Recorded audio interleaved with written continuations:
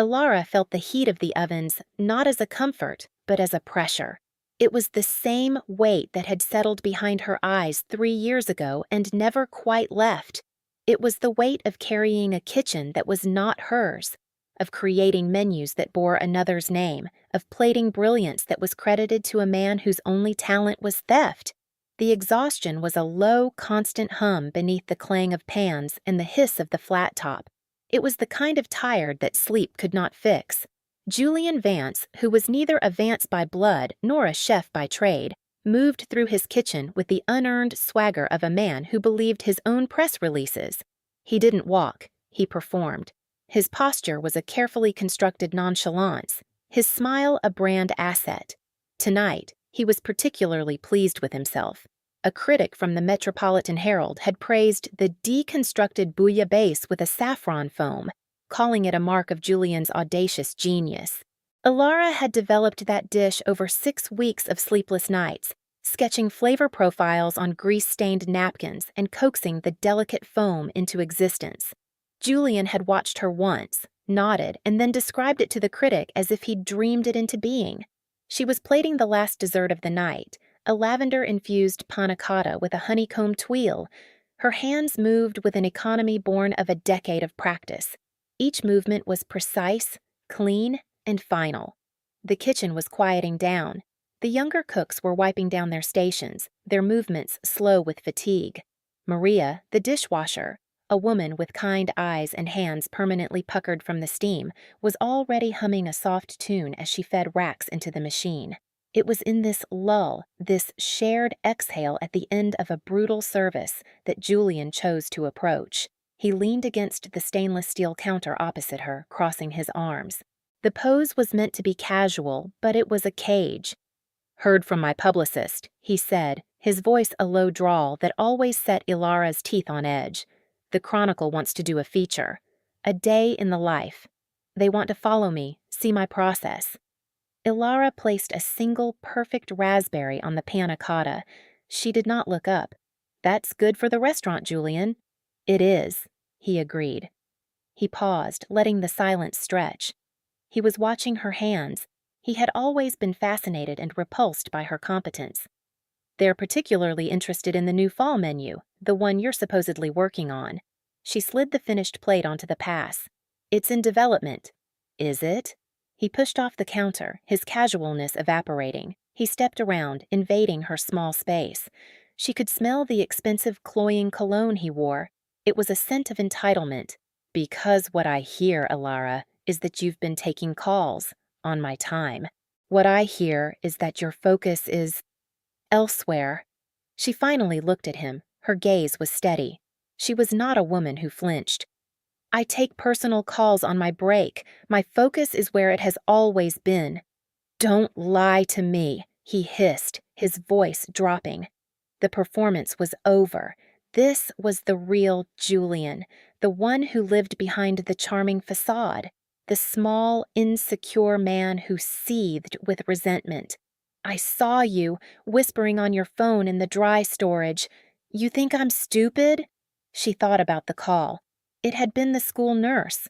Her son, Leo, had a fever.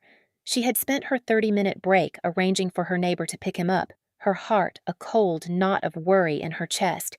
She thought about explaining this to Julian. She thought about it and dismissed it. He would not care. He might even enjoy the knowledge of her distress. It would be another tool of control. "It was a personal matter," she said, her voice clipped. His hand shot out, not to her, but to the panna cotta still waiting on the pass. He picked it up, looked at it, and then deliberately upended it onto the floor. The delicate custard splattered against the white tiles. The honeycomb tuile shattered into 100 glittering pieces. The remaining kitchen staff froze. The humming from the dish pit stopped. The world narrowed to the sight of that beautiful, wasted thing on the floor. Ilara did not scream. She did not gasp. She looked at the mess, then back at his face. His eyes were alight with a petty, triumphant cruelty. He wanted a reaction. He fed on them. He was a machine that ran on the humiliation of others. "My process," he said, his voice now dangerously soft. involves total loyalty. It involves focus. When the Chronicle is here, you will be in the background. You will prep. You will do as you are told. You will not speak unless spoken to. And you will finish my fall menu. Is that clear? She was a statue carved from compressed silence. Her heart was beating a frantic, terrified rhythm against her ribs, but her face was a mask of placid control. She had learned this stillness as a child. It was a shield. If you didn't give them anything, sometimes they grew bored and moved on. But Julian was not bored. He was escalating. He took a step closer, his body crowding hers against the counter. I made you, Alara. Before me, you were cooking in a diner. I gave you a platform. You owe me. Everything you create in this kitchen belongs to me. He reached out, his fingers wrapping around her upper arm. His grip was surprisingly strong. It was the grip of a man used to taking what he wanted. Do you understand me? The hand connected her to a long, unbroken chain of moments, just like this. The condescending remarks, the stolen credit, the casual racism disguised as a joke, the way he would stand too close, the way his eyes would linger. Her silence had been a strategy for survival, but she realized now it had been mistaken for consent. Her endurance had been mistaken for weakness. Let go of my arm, she said. Her voice was not loud, but it cut through the charged air with the sharpness of a paring knife. It was then that the phone rang. Not her cell phone buzzing silently in her locker, but the main kitchen line.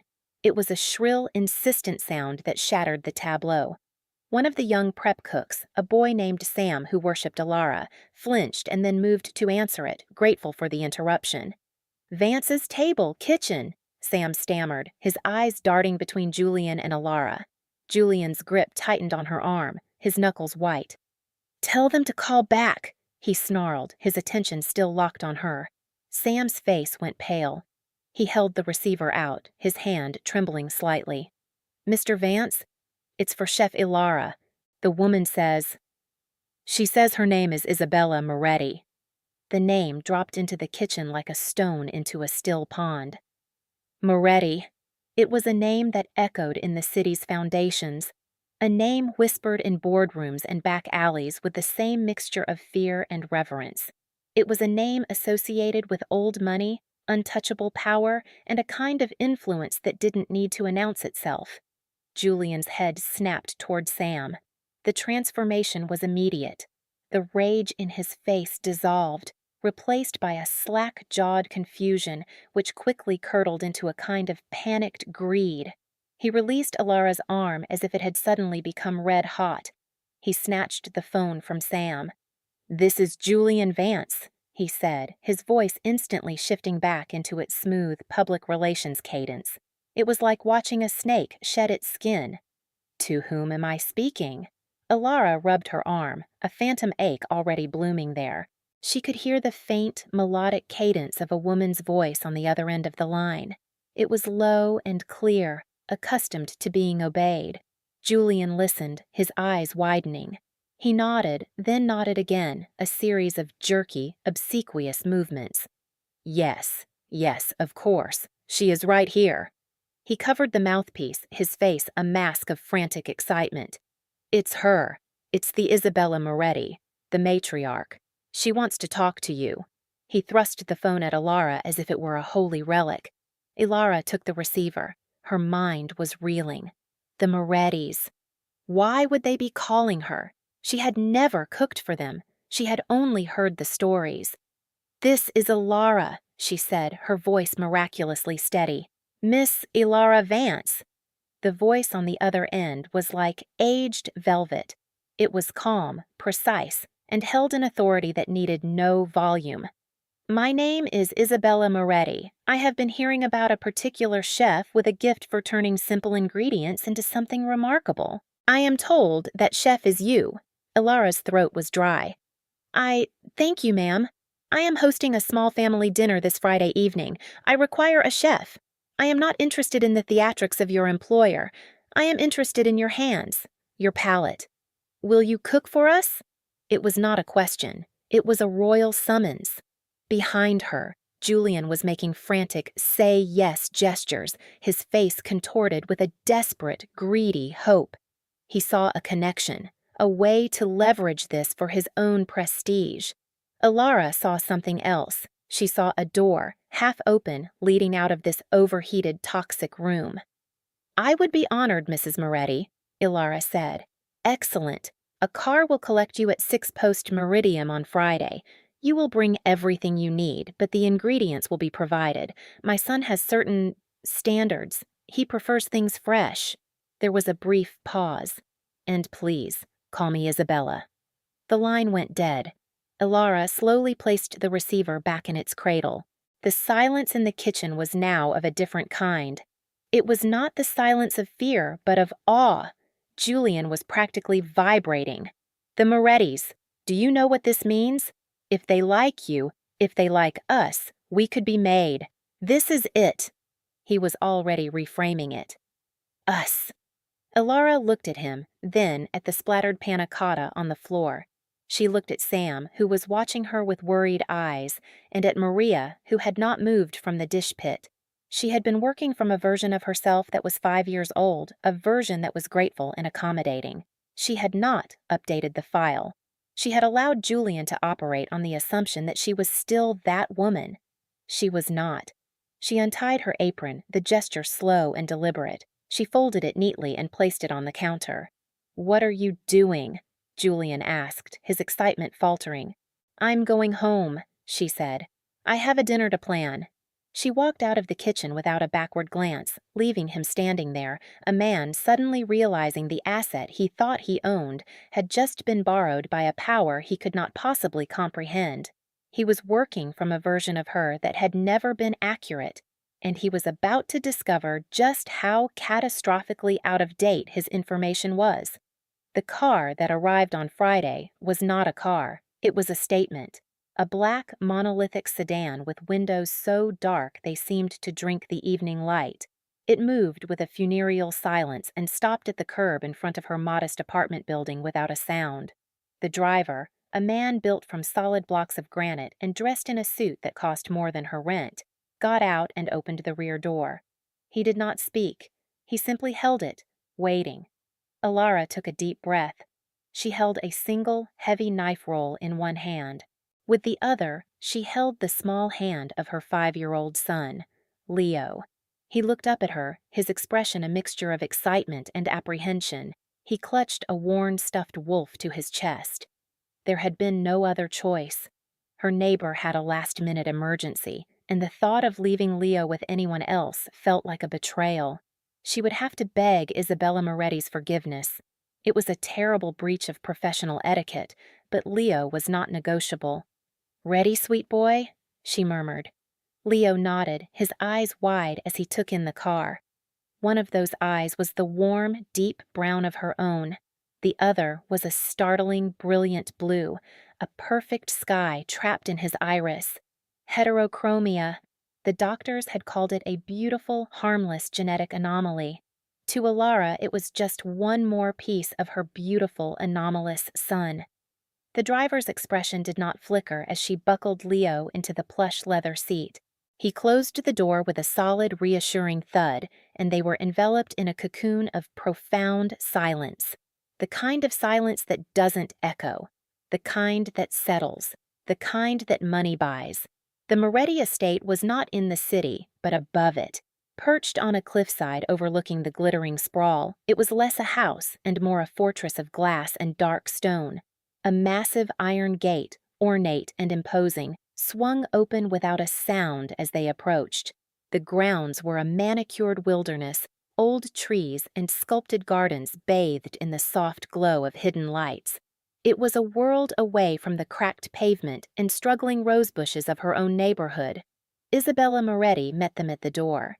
She was smaller than Ilara had imagined, a woman of elegant severity dressed in a simple black silk dress.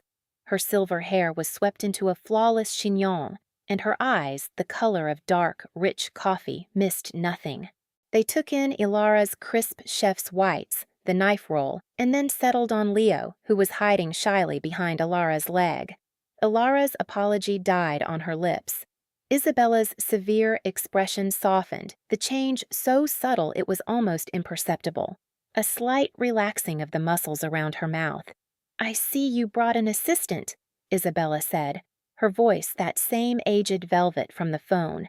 "Mrs. Moretti, Isabella—" "I am so sorry," Ilara began, her heart sinking. "My childcare fell through. It was unprofessional, I know.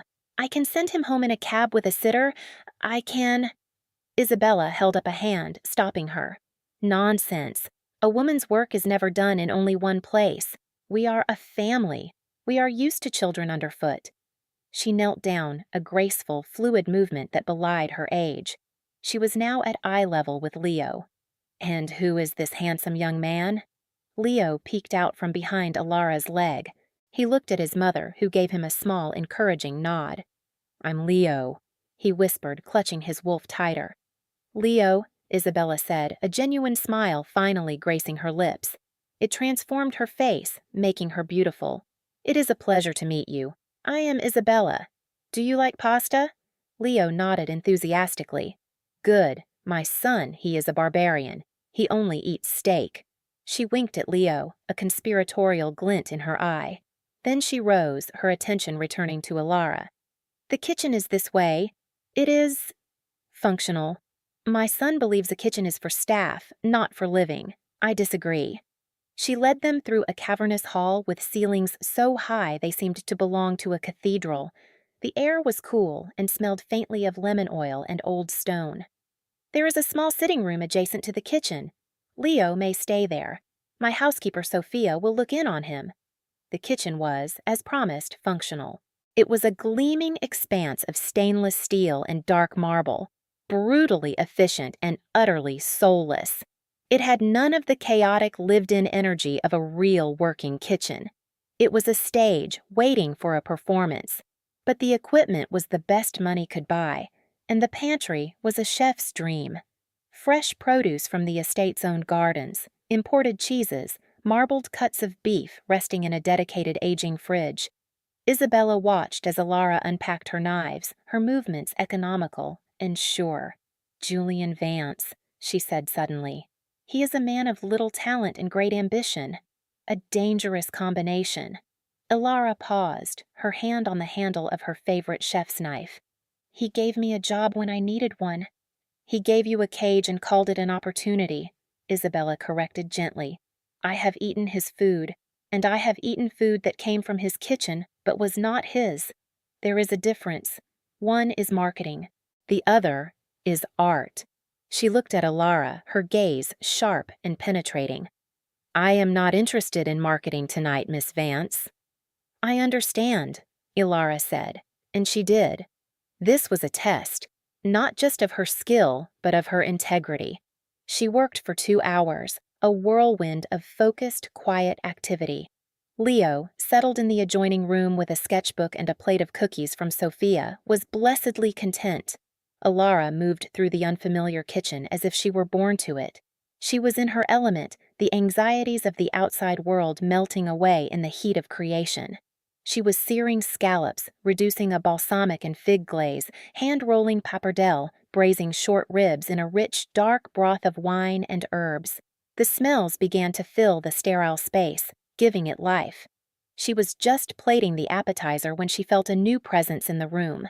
It was not a sound, but a shift in the atmospheric pressure. The air grew heavier, more still. She turned. A man stood in the doorway. He was tall and impeccably dressed in a dark charcoal suit that seemed molded to his frame. He was not handsome in the classical sense. His features were too sharp, too severe. But he possessed a stillness that was utterly commanding.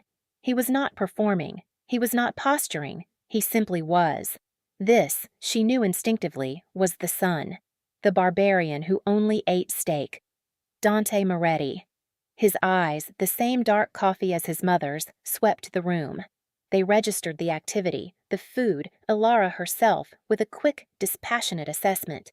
Then his gaze fell on the doorway to the small sitting room where Leo, hearing the new silence, had poked his head out to see what was happening. Dante Moretti went absolutely still. It was not a dramatic freeze. It was the cessation of all micro-movements, the slight shift of weight, the barely perceptible breath. Everything stopped. His laser-like focus, which had been taking in the entire scene, narrowed to a single, unblinking point. Her son. He was looking at Leo's face, specifically at his eyes, the warm brown one, and the brilliant, impossible blue one. Ilara's heart stumbled in her chest. She had seen that look of shock and fascination on strangers' faces 1,000 times, but this was different. This was not idle curiosity. This was the look of a man seeing a ghost, or a mirror. Dante's gaze lifted from the boy and found hers. The dispassionate assessment was gone. In its place was a raw, unfiltered shock, an earthquake of recognition that shook the very foundations of his legendary composure. In his eyes, she saw a question so profound it needed no words. And in that moment, Ilara knew. She thought back 6 years.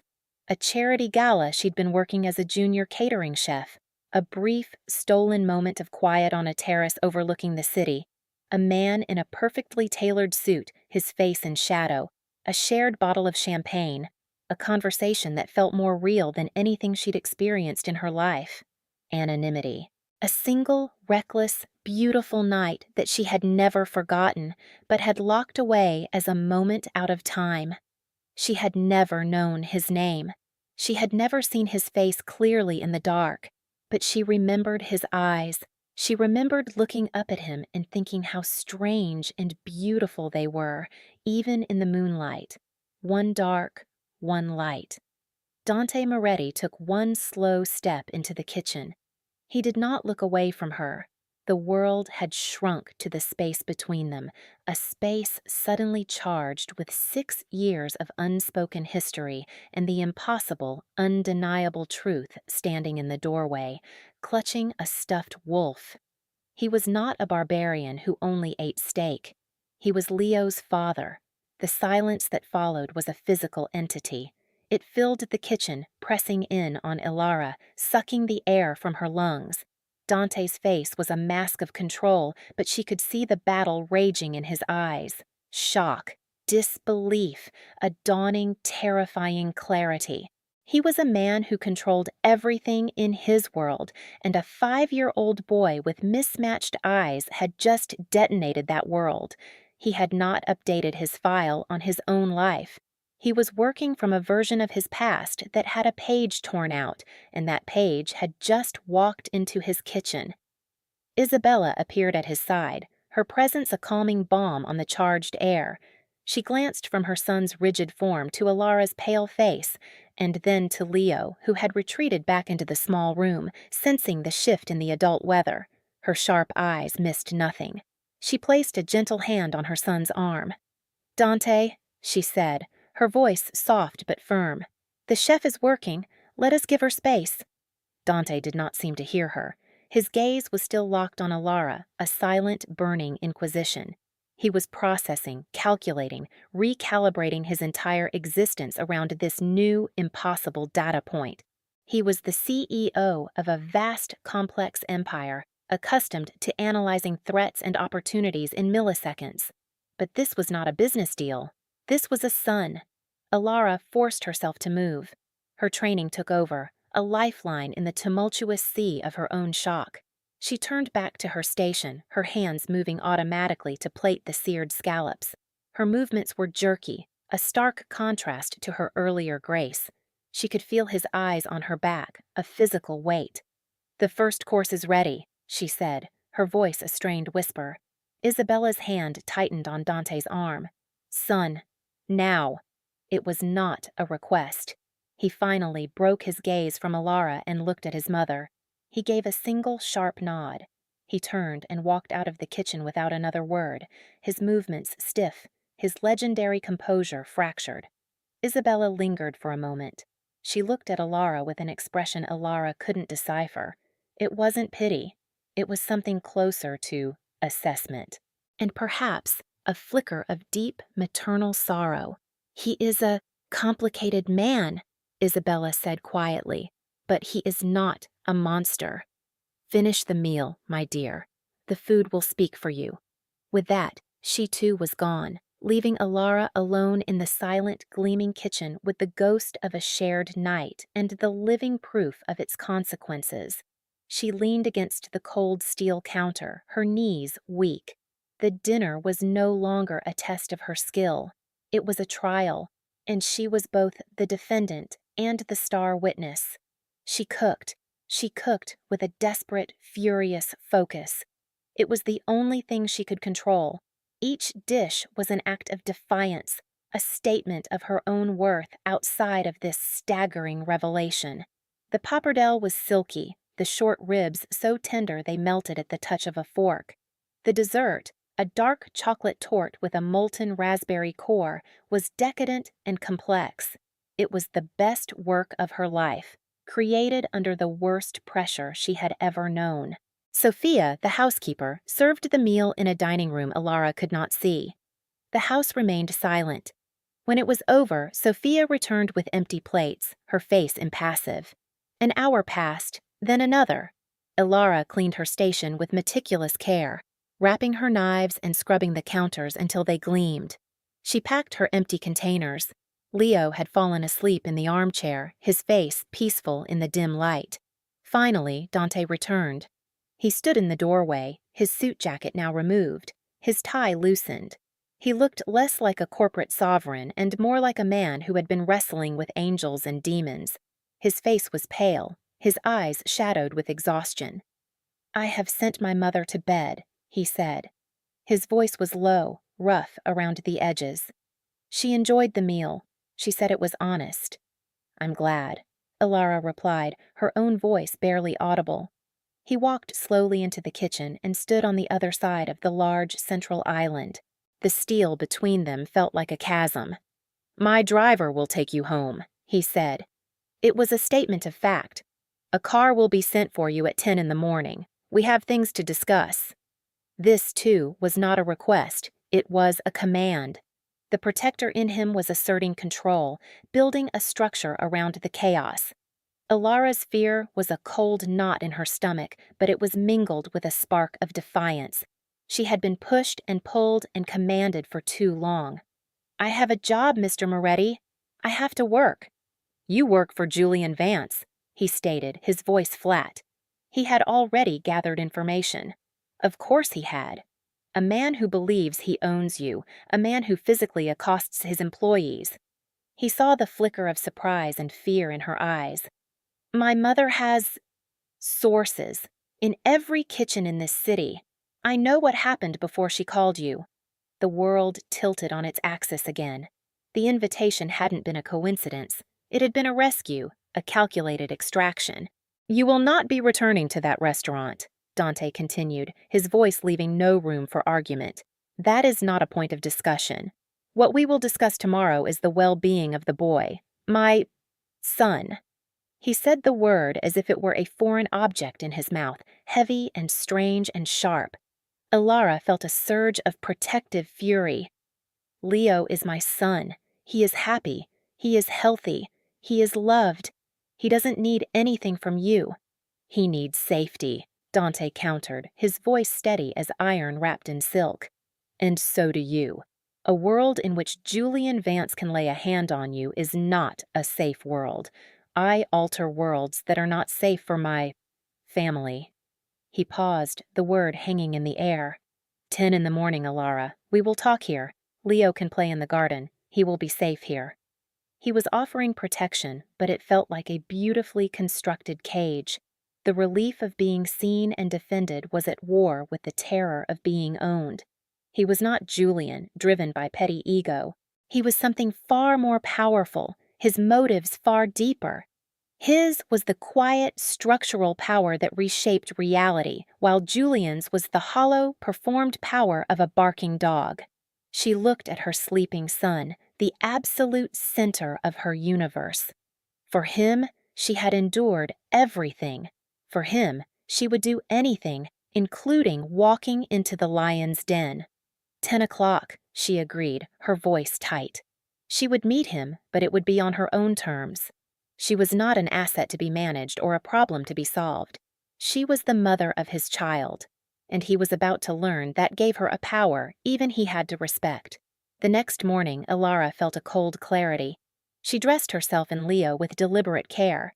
She chose a simple, architecturally precise navy blue dress for herself, a dress that signaled professionalism, not supplication. She was not coming as a supplicant. She was coming as a co-founder of a reality that Dante was only just discovering. The black car arrived precisely at 10. This time, as they drove through the gates, the estate felt different. It was no longer a foreign country. It was territory. Disputed territory, perhaps, but territory nonetheless. Dante was waiting for them on a wide stone terrace that overlooked the sea. He was dressed not in a suit, but in dark trousers and a gray cashmere sweater. The casual attire was somehow more intimidating than the suit. It implied a different kind of ownership of the space. He was at home. He had a file in his hands, a thin manila folder. "Good morning," he said. His voice was calm, measured. The shock of the previous night had been processed, filed away. He was now in his element, problem-solving.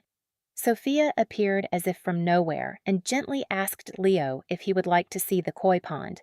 Leo, after a hesitant look at his mother, went with her, his hand in hers. They were alone. "Coffee?" Dante asked. "No, thank you," Ilara said. "You wanted to talk." He gestured to a pair of chairs. She sat, her back straight, her hands folded in her lap.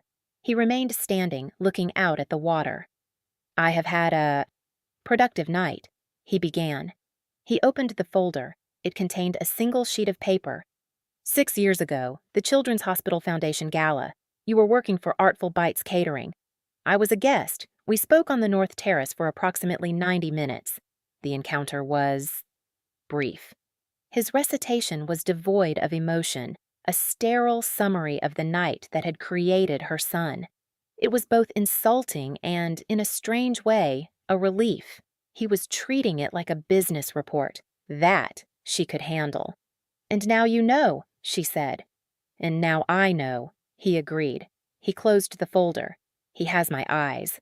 My father had them as well. It's a Moretti trait. Rare, unmistakable." He finally turned to look at her. "Why did you not tell me?" The question hung in the air. It was the crux of the matter. "Tell you?" Ilara's voice was laced with a cool irony. "Tell who? A man with no name whose face I never saw clearly? A man who left before the sun came up?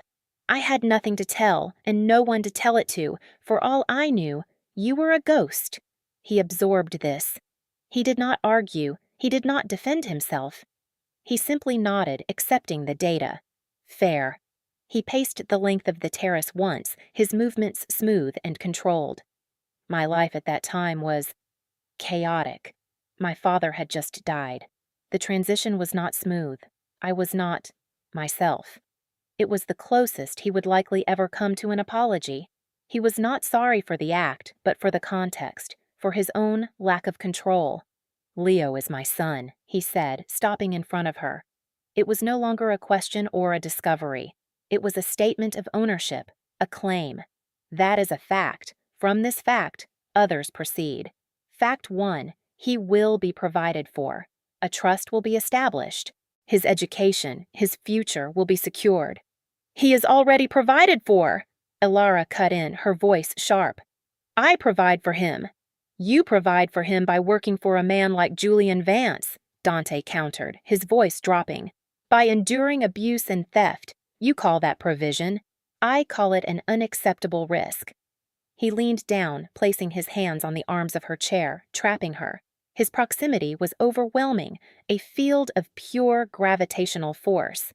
"Fact 2, you will not return to that man's kitchen. You will not place yourself in harm's way. I have already taken steps." "What steps?" she asked, her heart beginning to pound. "Julian Vance has certain financial partners. He has debts. I have made his partners a very generous offer to acquire that debt. I am also in the process of purchasing the building his restaurant leases. By the end of the week, I will be his creditor, his landlord, and his worst nightmare. He will not be a problem for you again." It was so simple, so ruthless.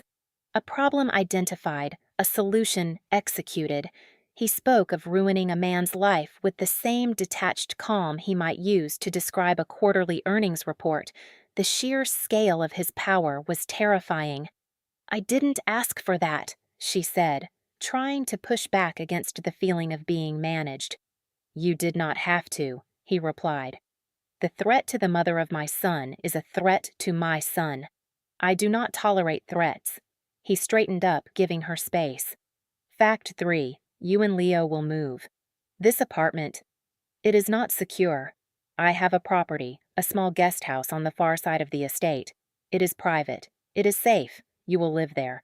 This was too much. This was a cage, no matter how gilded. "No." He stopped. He seemed surprised by the word. He was not a man who heard it often. "No." "No," Alara repeated, finding her strength. She stood up so she was on his level. "You don't get to come in and rearrange my life like it's a set of chess pieces on your board. I appreciate the concern. I appreciate that you want to protect him." She gestured vaguely in the direction Leo had gone. "But my life is my own. I built it. I will not be relocated and put under guard. I am not your prisoner." He watched her, a flicker of something unreadable in his eyes. It might have been respect. "And your career, your art? You would throw it away to maintain the illusion of control?" "It is not an illusion," she shot back. "And I would never throw it away. I will find another job, a better one." "I am offering you a better one," he said. He gestured back toward the house. "My mother tells me the kitchen is soulless. She is correct. It has no heart. It is a machine. You gave it a heart last night." He paused. "I am building a new hotel downtown, the Ethel. It will be the finest in the city. It requires a flagship restaurant. It requires a vision. It requires an artist, not a marketer. The position of executive chef is open. The kitchen can be designed to your exact specifications. The menu will be yours. The name above the door will be yours. You will have an unlimited budget and complete creative control." She stared at him, speechless. He was not just offering her a job. He was offering her the world, a kingdom of her own. "Why?" she finally managed to ask. "Because my son should be proud of his mother," he said simply. "He should see her recognized for the artist she is, and because I do not like to see brilliance wasted." He paused. "And, on a more practical level, it keeps you within my sphere of influence. It allows me to ensure your safety without caging you, as you put it." It was a masterstroke, a move of breathtaking strategic genius. He had listened to her objection, the fear of being caged, and offered her a bigger, more beautiful cage, but one where she would be queen. It was freedom and protection, intertwined, independence, underwritten by his immense power. She thought about her life, the constant struggle, the exhaustion, the feeling of being invisible. She thought about Julian's sneering face and the shattered panna cotta on the floor. She thought about Leo and the future she wanted for him, a future where his mother wasn't tired all the time, a future where her light wasn't hidden under a bushel. "I don't leave because things become complicated," she said, more to herself than to him. It was a statement of principle, a reminder of her own strength. A slow, rare smile touched Dante's lips. It was small, but it reached his eyes. "Good," he said, because things just became very complicated. In the weeks that followed, Alara's world was systematically and quietly dismantled and rebuilt. She did not move into the guest house, a small victory for her independence.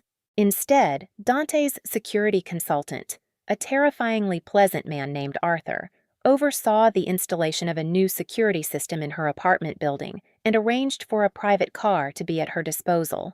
It was a compromise. She accepted the safety but kept her address. She began spending her days at a temporary office in one of Dante's corporate buildings, working with architects and designers on the plans for Ethel. The name, she learned, was an old word for homeland or estate. It was Dante's choice. He had given her complete control, and he meant it.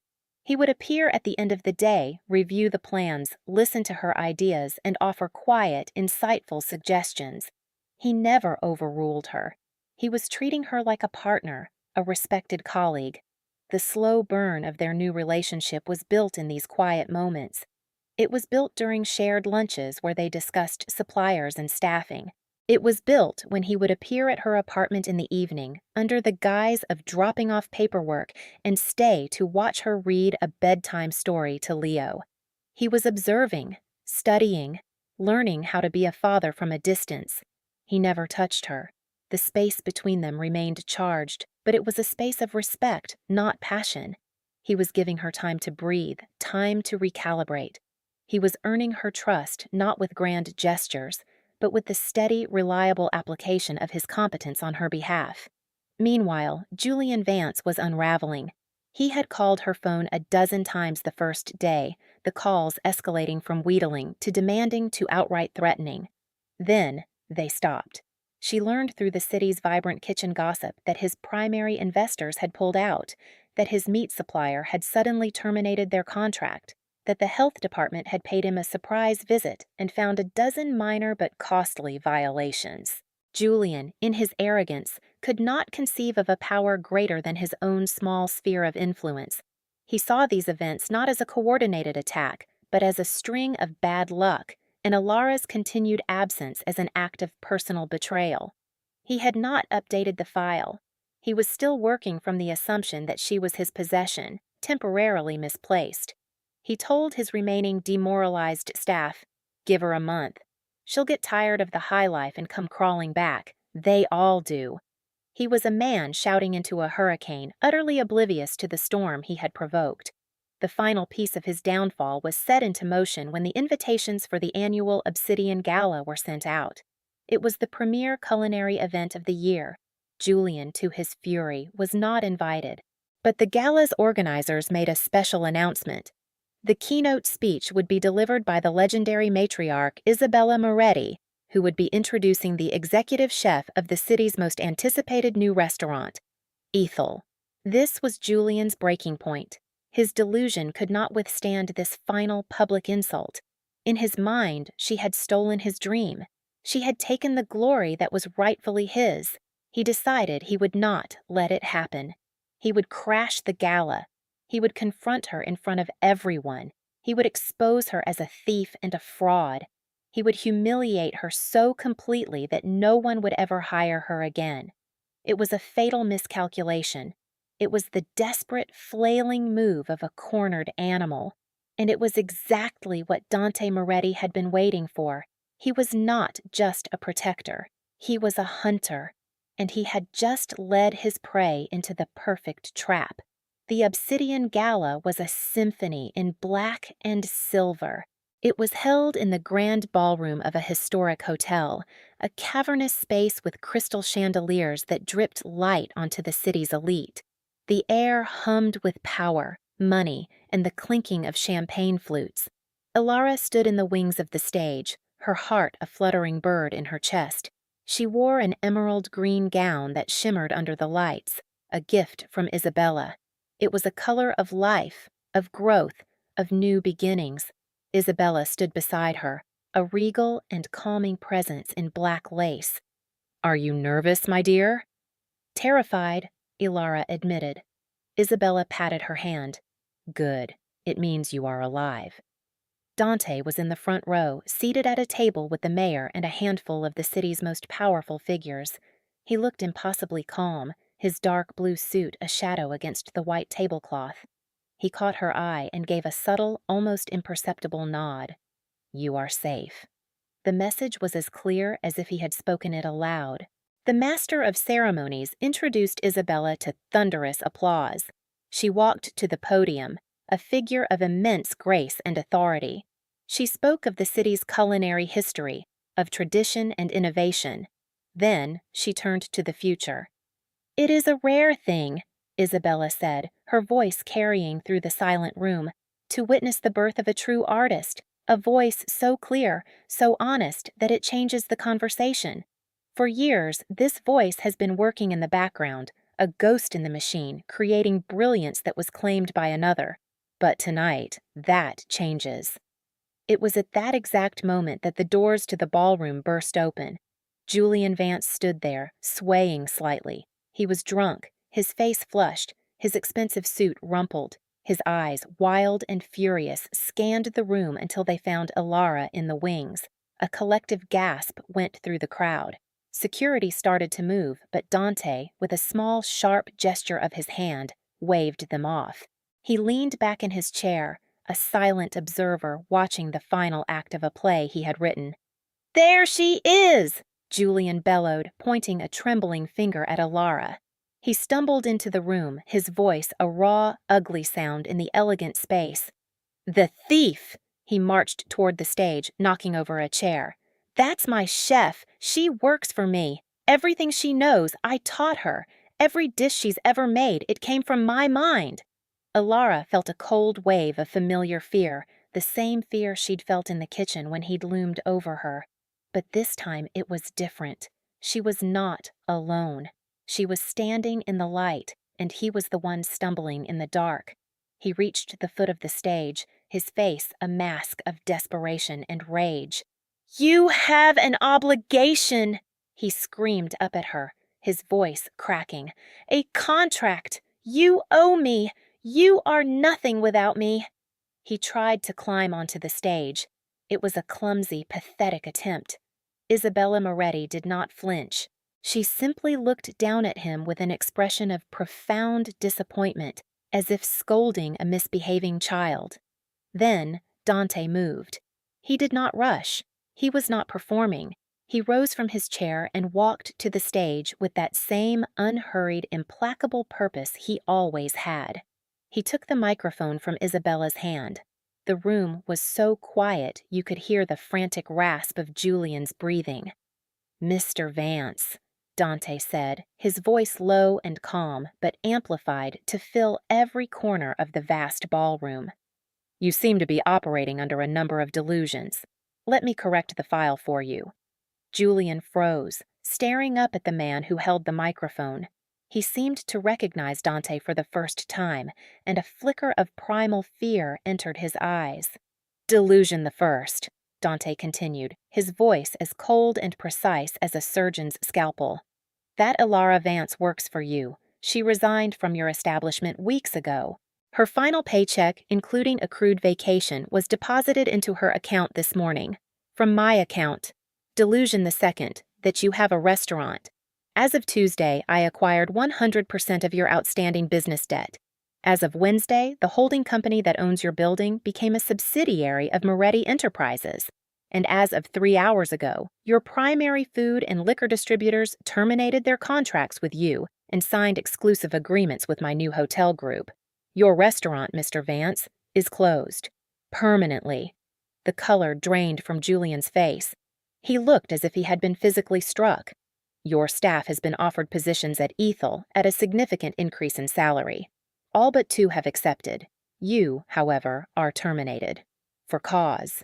Dante paused, letting the words hang in the dead air. He pulled his phone from his pocket and glanced at the screen. "And delusion the third, the most dangerous of all. That you have any power in this city at all. The article from the Chronicle you were so excited about? It's running tomorrow. A full-page exposé on your history of financial fraud, workplace abuse, and intellectual property theft, with sworn affidavits from a dozen of your former employees. My legal team is filing a class action lawsuit on their behalf in the morning. You are not just fired, Mr. Vance. You are finished." It was a public execution, a complete and total annihilation, delivered in a calm, steady monologue. Dante had not just ruined him, he had erased him. Julian Vance made a sound, a high, strangled sob. His arrogance, the scaffolding that held him up, had been kicked out from under him, and there was nothing left. He dropped to his knees on the polished floor. The sound of his kneecaps hitting the wood echoed in the silent room. He covered his face with his hands and began to weep, his body shaking with great, racking sobs. It was the pathetic, ugly sound of a tyrant who had just discovered he was mortal. 2 of Dante's security men, who had materialized at the edge of the stage, moved forward. They lifted the weeping Julian to his feet as if he were a mannequin and quietly, efficiently escorted him from the ballroom. The doors closed behind them, and the silence they left was absolute. Dante turned back to the stunned audience. He held out a hand to Alara. "I believe my mother was making an introduction." Her hand was trembling as she took his. His grip was warm and steady. He led her to the center of the stage, to the podium, into the full glare of the spotlight. "Ladies and gentlemen," Dante said, his voice now holding a warmth it had not possessed before. "There is no ghost in the machine. There is only the architect. For 5 years, she has been the most capable person in every room she has entered, and no one had the wisdom to see it. I would like to introduce you to the heart and soul of Ethel, the artist I am honored to have as my partner, Chef Alara Vance." For a moment, there was silence. Then one person began to clap, then another. Within seconds, the entire ballroom was on its feet, the applause a roaring wave of validation and triumph.